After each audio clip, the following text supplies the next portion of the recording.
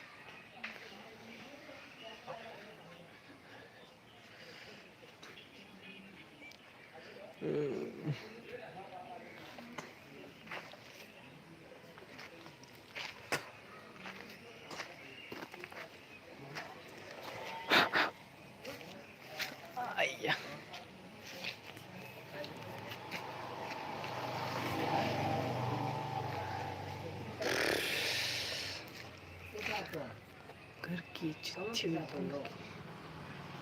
से call cái này cái này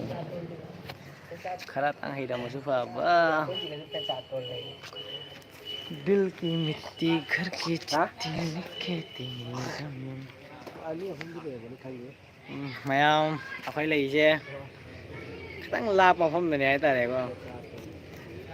akwai leije jam no budi lat te da gari gura marang kai ga ne ko kai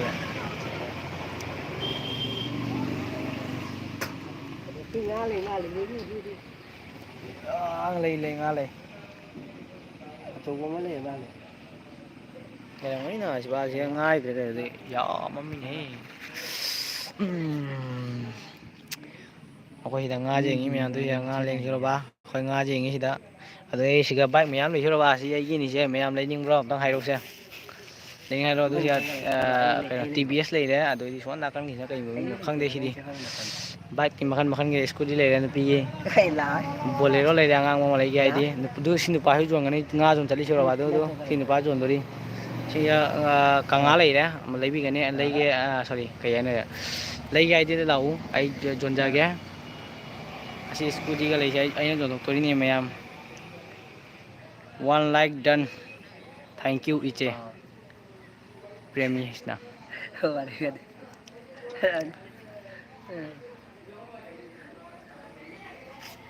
nang ai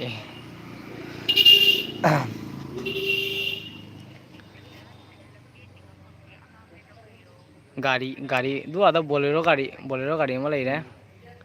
asi yan thi ma li gari je kai asang nga pha de yang ngai angong ho ja ne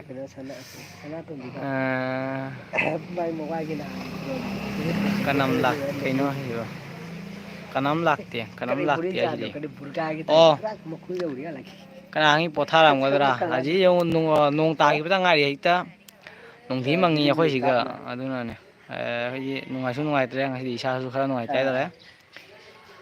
adu rai no ning ni kadi free jat na na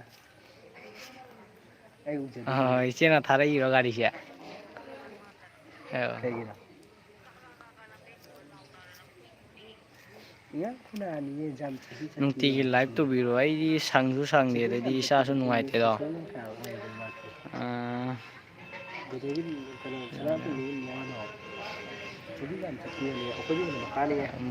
gari ai na thai ki ni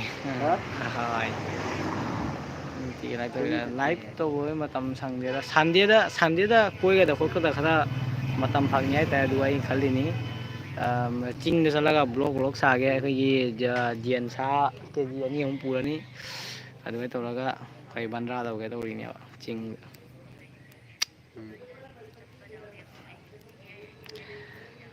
the ad ends advertisements for use and pot shine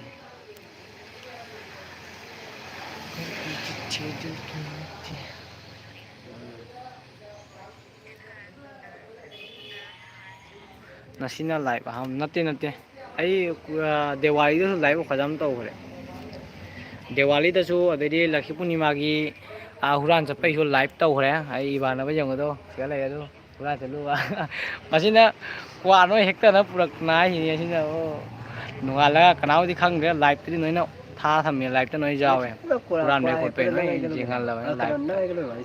Lakhi Punima da huran lo mi ma Lakhi Punima pa khối quà quà ra nó ủ đó mà cấp chủ nữa Quào nó ủ rồi khảo thế khối quà ra mà ngoài mà đi 그만 완전 이제 그 비디오 딜레이 비디오 다 같이 이거 그만 완전 Bengali language niya power house ta current gi office tu phone to salle phone to sallaga hai ram da current thingo akhoi huran duri aina adumai haijale phone to sallaga du gi akhoi phagi jam to khre re video to ni akhoi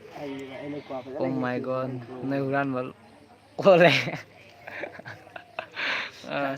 tade lakhi pani ma gi ni aina te go du tu akhoi khun gi di nupi yang hu na he le ai tare moi di jenam boy thamok de no lu san da jenam ga जेना मी जुको के जनम हौजा बदो नोना पुबी गरे बा नुपी यांगु दो ना मोय दि Hailea इकाई अखोई दगी उना फकनु कोई ओ ai chen lao ai đây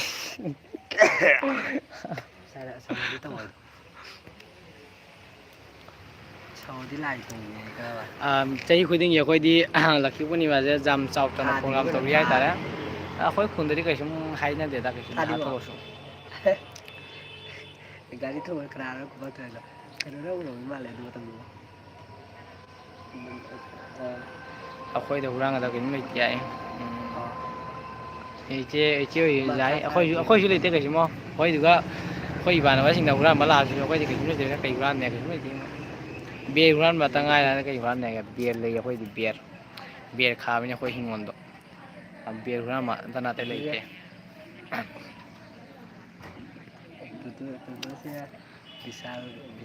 Bisal là nên nó lồi nào mai ha ma tao semua ni kami nak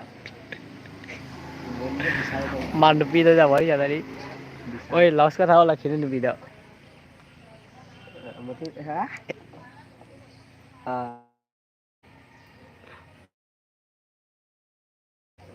thao tao mang rồi nó làm sao thao này khi một con thao speaker thao nó đó là khi orang mau ada kali wah cat thao đây là khi masak itu orang mau ada kali wah khi sudah ada là khi đấy kamu minum macam cuma hanya kiri ya ai bạn là bác sĩ mama mà lại mẹ uning bra ai chẳng hạn cái dòng của mama lại thì xem mama ai bạn là cái mama này sẽ do rena sẽ do una sakare chỉ có là bo nini la nini sẽ lao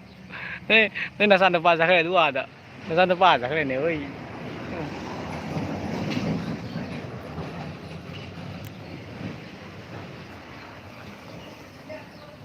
यारे साना रे नुपादो कहीं चई थोलो गाई bro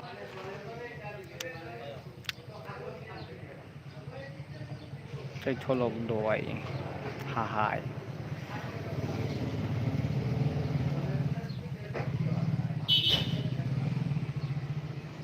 nawa na bagi mama sih ini aja nangau ya chắc mai mama deh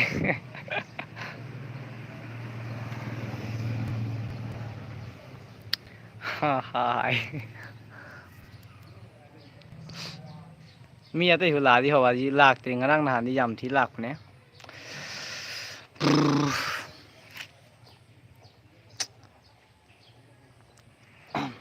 mà hôm mà rất lạc của bộ cái áo lạc thế này thân ta lấy ngoài thì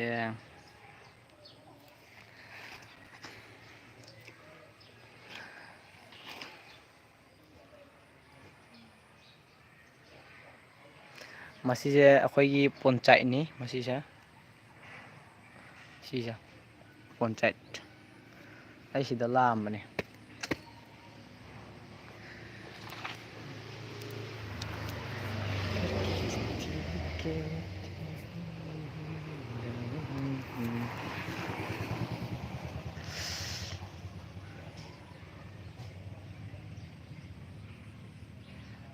cô cây là tấu vô đồng cái này लाइवता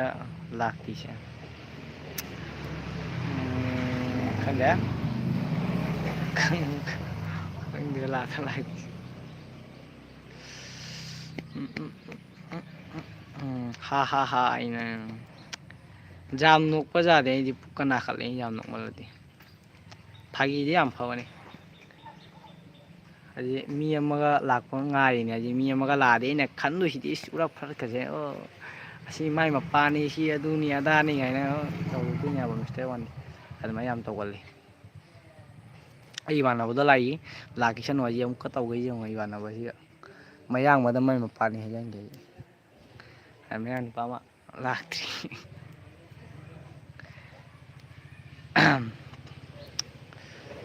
ꯃꯣꯕꯥꯏꯜꯁꯦ ꯑꯅꯤꯁꯨꯅ ꯄꯥꯏꯔꯗꯤ ꯐꯕ ꯏꯃꯥꯟꯅꯕꯗ ꯄ꯭ꯔꯦꯡ call ꯇꯧꯖꯥꯔꯤꯅꯤ ꯍꯥꯏꯗꯤ ꯃꯥꯒꯤ ꯃꯄꯥꯗꯣ ꯑꯩꯒꯤ ꯃꯈꯣꯟ ꯆꯞ ꯃꯥꯟꯅꯩꯑꯕ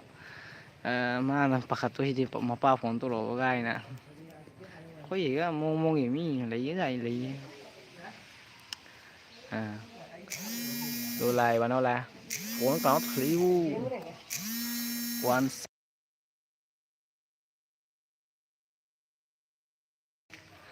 ok mayam phone lambai tare do bimo is kaino jai do kaino pan bharo jingalo yang pan ba acha adu jai wa lakhine ne bi laksa thawai khai dio lakhi talo ne man talo ne ne laksa talo ne du jen thang ne mama ni yong du a nama ni ne ni je du jen mai thà nó ra cái bà tàu kia ra ra cái bà tàu kia laksa thawai lakhi cái tôi one number one tàu đấy à lo gì ôi number one tàu đấy bò number one tàu chắc đấy à nhà ra đây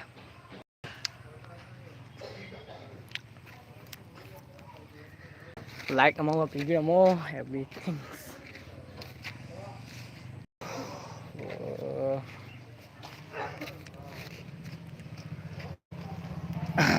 ai ngarang phana khon tawre kali pujai duga wa ngang ba thok tari khon phan dang man ngare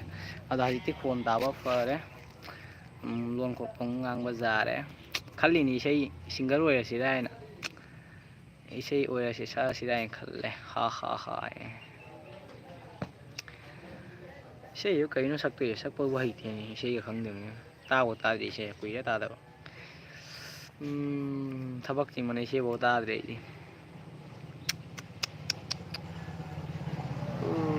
Kayaknya tadi ya. Oh sanam dunia.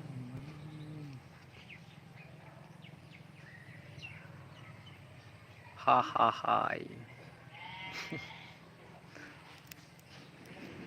Hey bạn balai.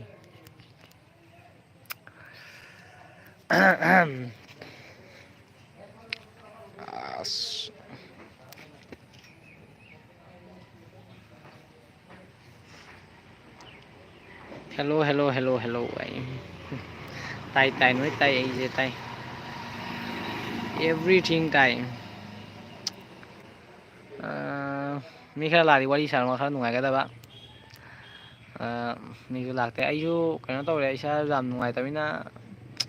không nhìn đấy nuông ta kiểu tăng ai đi vậy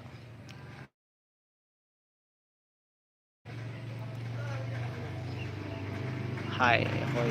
hồi đúng không mà nó bia vậy nào giờ đã giàu gì đó này lăng ca giàu gì mà lại mà hơn tất cái nó tôi hiểu mà nghe thằng kia gì bạc tiền à cái là bên chân lim em cái yang là kia ơi rồi ơi kalpata kalpata là không kìa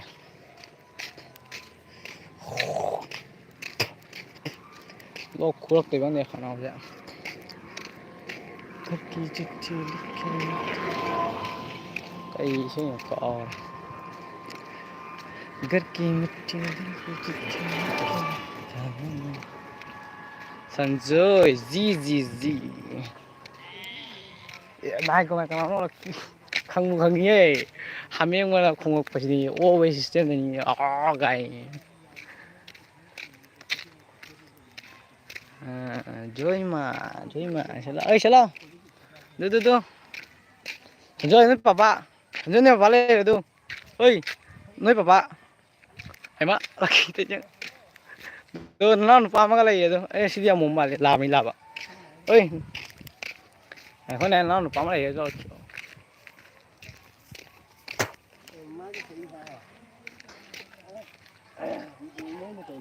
ꯑꯩ ꯑꯁꯤ ꯂꯥꯏꯐꯁꯦ share ꯇꯧꯁꯟꯀꯣ ꯅꯪꯒꯤ ꯄꯨꯔꯥ ꯅꯪꯒꯤ ꯄꯦꯖꯇꯅꯤ ꯎꯔꯤꯁꯦ ꯕꯤꯖꯤꯠꯇꯅꯦ ꯀꯩꯅꯣꯒꯅ ꯕꯤꯖꯤꯠꯇꯣ ꯃꯌꯨꯝꯗ ꯄꯩꯁꯥ ꯅꯤꯕ ꯆꯠꯂꯦ ꯍꯥꯏꯕ ꯃꯃꯥꯗꯣ ꯉꯥꯡꯒꯅ ꯄꯩꯁꯥ ꯄꯤꯔꯛꯇꯣꯏ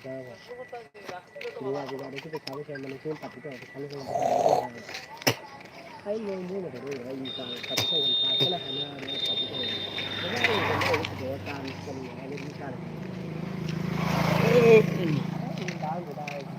ꯍꯥ ꯍꯥ ꯍꯥ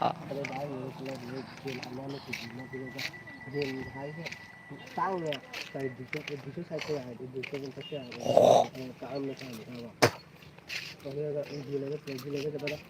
ꯀ꯭ꯋꯥꯇꯔ ꯃꯆꯥ ꯑꯃ ꯂꯩꯔꯛꯀꯗꯅ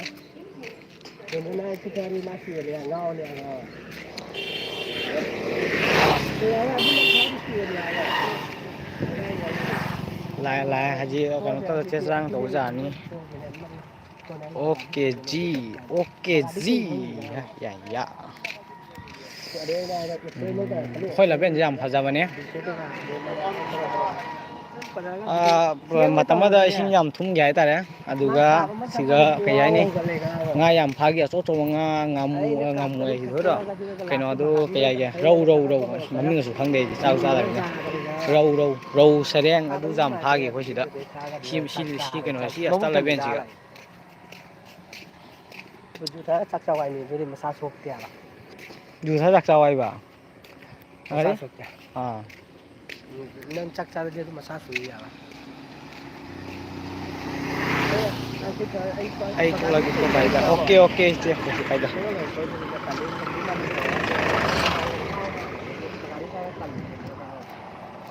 घर की मिट्टी दिल की चिट्ठी लिखे तेरी दामन हॉरर प्लेस यꯧꯔꯦ ꯑꯗꯨ ꯄꯥꯝꯕꯤꯁꯦ भूतिया जगह पे आया है भैया ꯀꯩꯅꯣꯗꯣ ꯆꯠꯈꯔꯦ ꯍꯧꯖꯤꯛꯀꯤ ꯅꯨꯄꯥꯗꯣ ꯁꯣꯏ ꯇꯧꯔꯣ ꯈꯣꯠꯂꯣ ꯍꯥꯏꯗꯣ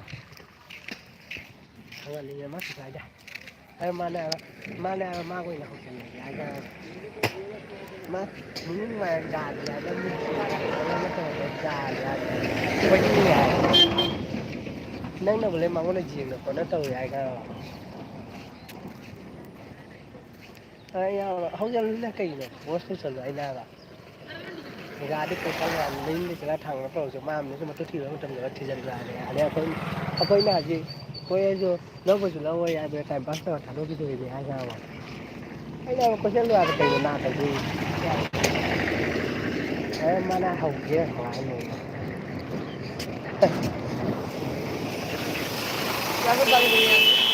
ꯌꯥꯍꯣ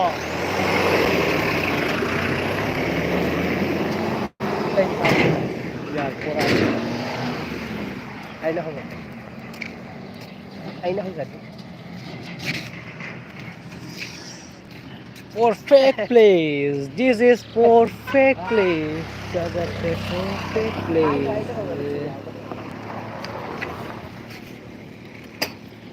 ꯍꯣꯏ ꯍꯟꯉꯤꯅꯦ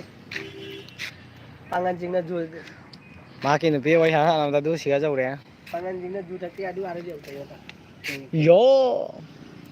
ꯍꯣꯏ ꯊꯩꯌꯦ ꯖꯨ ꯊꯩ ꯃꯔꯥ ꯂꯩ ꯃꯌꯥꯝ ꯃꯆꯥꯥꯏꯅꯤꯗꯤ ꯑꯩꯗꯤ ꯇꯟꯕ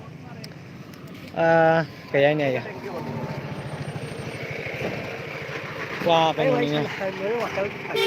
ꯀ꯭ꯋꯥꯒꯤ ꯀꯩꯅꯣꯅꯤ ꯀ꯭ꯋꯥ ꯆꯔꯥ ꯒꯥꯔꯤ ꯑꯩ ꯑꯃ ꯋꯥꯔꯤ ꯄꯨꯊꯈꯔꯦ ꯄꯩꯁꯥ ꯌꯥꯝ ꯁꯥꯟꯅꯔꯤꯉꯩꯗ ꯇꯥꯜꯂꯦ ꯑꯁꯥꯎꯕ ꯁꯟꯖꯣꯏ ꯋꯥꯈꯜ ꯀꯩꯀꯥ ꯂꯣꯏ ꯁꯟꯖꯣꯏ ꯄꯥꯏꯌꯦꯕ ꯀꯅꯥꯅꯣ ꯂꯥꯛꯏꯗꯣ ꯍꯥ ꯅꯉꯣꯟꯗ ꯀꯅꯥ ꯌꯦꯡꯉꯨ ꯍꯥꯏꯅꯣ ꯅꯉꯣꯟꯗ ꯌꯦꯡꯉꯨ ꯍꯥꯏꯕ꯭ꯔꯣ ꯄꯥꯏꯒꯤꯗꯕ ꯋꯥꯈꯜ ꯑꯦꯕꯦꯗꯅ ꯐꯖꯕꯅꯦ ꯅꯉꯣꯟꯗ ꯑꯗꯨ ꯍꯟꯖꯨ ꯀꯩ ꯄꯥꯏ ꯍꯟꯖꯨ ꯌꯦꯡꯉꯨꯗꯨ ꯌꯦꯡꯉꯨꯅꯦ ꯆꯠꯂ ꯌꯦꯡꯉꯨꯗꯨ ꯉꯔꯥꯡ ꯅꯪ ꯀꯩꯅꯣ ꯀꯅꯥꯅꯣ ꯁꯤ ꯁꯥꯎꯔꯤꯗꯨꯕꯨ ꯊꯝꯕ꯭ꯔꯣ ꯁꯥꯎꯕꯗꯤ ꯅꯨꯄꯥꯔꯣ ꯃꯥꯟꯗꯦ ꯅꯨꯄꯤꯔꯣ ꯀꯦꯔ ꯂꯥꯕꯔꯣ ꯈꯣꯠꯂꯒ ꯍꯥ ꯑꯃꯣꯝꯂꯣ ꯍꯟꯖꯨ ꯅꯆꯦꯅꯤꯁꯦ ꯅꯪ ꯍꯥꯏꯕ nusi nusi Wari siapa dia lagi ya kalau nusi cinta. bagi nuai le Ada. sorry guys dah Kayak ibu terus. ai lagi Mayam na dengan ada ini.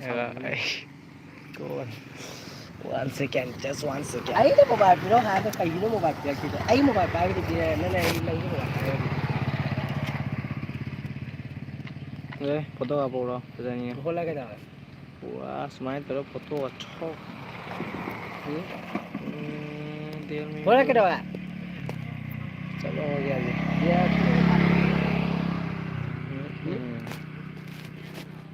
nó phải lên kiss không vậy Hiền là cái này là đây. mà tăng nó đi flying kiss cờ cái lick kiss Này.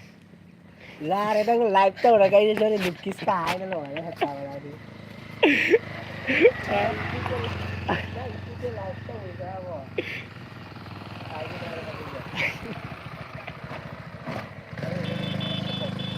Vậy.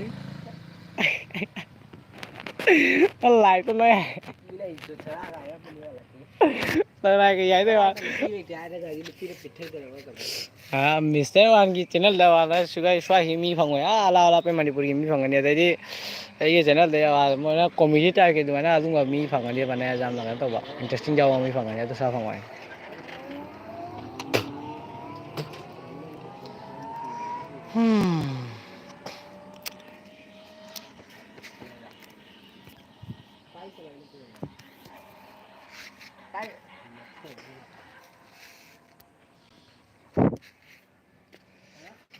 घर की चिट्ठी Còn sẽ tại quá sang mà là gì cái nó nupa được ra này cái nó kia cây nói là nupa đủ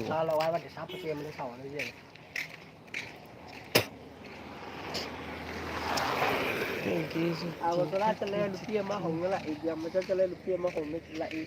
chạy cho lên lupia mà hồng lại cây là xí nó nè gì rồi sao mới lupia mà vậy thế nào mới dùng tầm kia lá số này to này niêm được thế này bây giờ tôi rồi à mới làm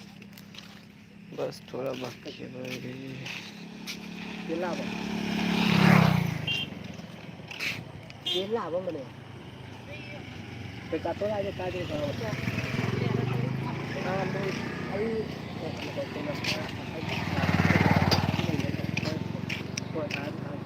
ấy tuần na mới lấy cho cái cà tôi ngồi tu cái này nó cũng mà cái gì mà nó ở đây cái cà tôi câu rồi hao cũng là và gì đó trong nhà này giảm cáp cái này lên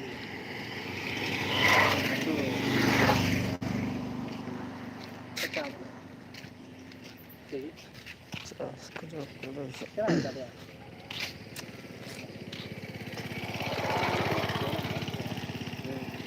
cái là cái gì cái này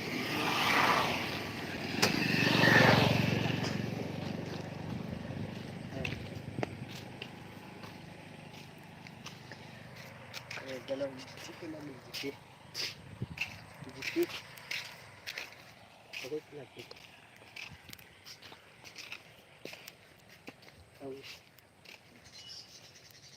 lagi kah